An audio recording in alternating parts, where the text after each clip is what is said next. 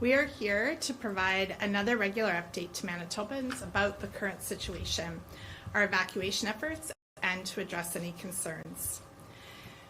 We have gotten some rain in the province, which has been really helpful with controlling some fires, and I'm happy to let folks know that some people have returned home, and more Manitobans will be heading home today and in the coming days and weeks.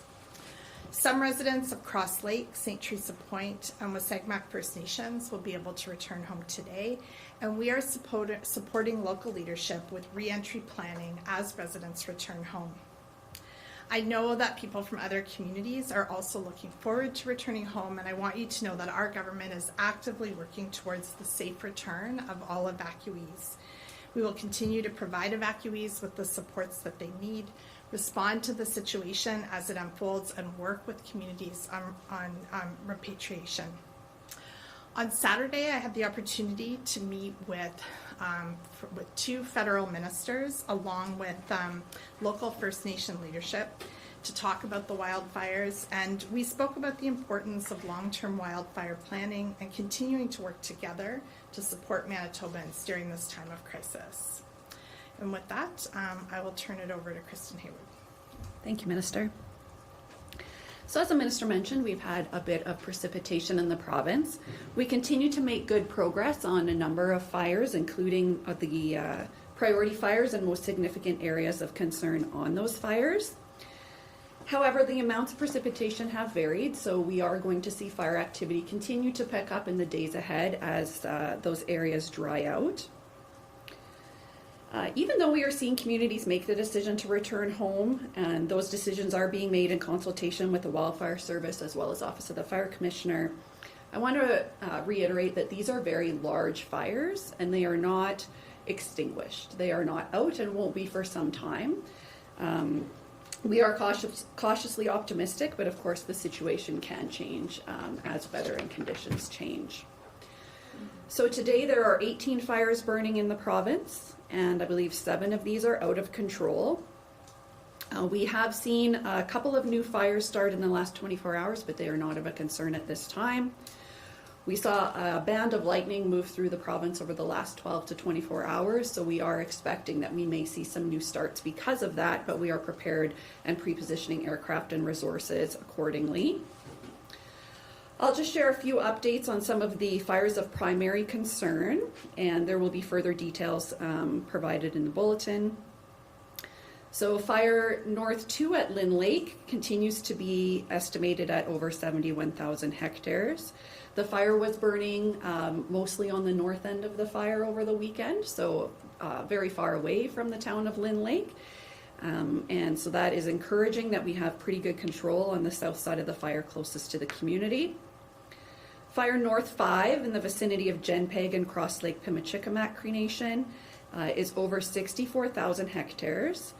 We have continued working on priority areas south of the community and working to keep the highway open. The area did receive a fair amount of precipitation over the weekend, which really helped efforts there. And I have an updated size on Fire North 10 at Split Lake Tatasquiat Cree Nation, which is now mapped at over 25,000 hectares after some activity on the north end of that fire over the weekend. In the east, the Bird River Nopaming area fire is still mapped at around 218,000 hectares, and we're making really good progress on that fire.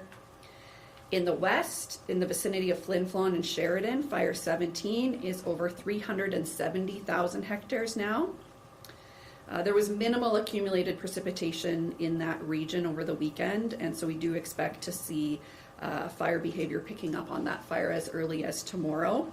But we're working with doing some scans with the drones and aircraft to understand where some of the hottest areas are so that we can prioritize where we're going to focus our efforts to continue to get that under control. The other update I have is that there was a fire West 23 near Wanless. We have changed the status on that fire now to under control. And I'll leave my updates there for today. Thank you, Kristen. I'm Christine Stevens. I'm the Assistant Deputy Minister for the Manitoba Emergency Management Organization. Currently, there are 24 states of local emergency, and 25 communities across Manitoba remain evacuated due to wildfire threat and wildfire smoke-related impacts. There are no new evacuations as of these past 24 hours. As of this morning, there are approximately 22,000 evacuees who have registered with the Red Cross. I'd like to walk through some of the recent return homes that occurred over the weekend. So on Saturday, Cranberry Portage, Sheridan, Snow Lake, Herb Lake Landing, Hayuk Lake, and Twin Lake returned home. That represents approximately 1,800 Manitobans that were able to go home on Saturday. Yesterday, Mississippiwistic First Nation in Grand Rapids were able to start returning some of their Priority 1 evacuees home, and St. Teresa Point also started the process of repatriating Priority 1 evacuees. Today, Grass River Provincial Park is sending folks home, and Pimicikamak and Cross Lake are also starting the process of returning folks to their communities. I want to note that that is a large community with over 7,000 people who have to return home. So the process of folks returning home will take some time, potentially, up to a week for everyone to come home. Wasagamak is also starting the process of returning some of their evacuees home as well today. Tomorrow, we expect that Wescousco Provincial Park and Bissett will be able to go home as well.